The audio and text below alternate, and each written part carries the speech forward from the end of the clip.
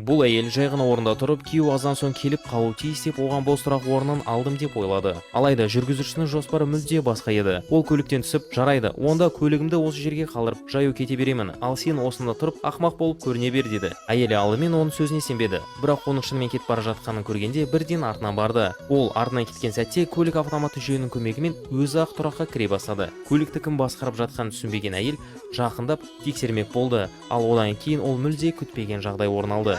Көлікте ешкім болмады.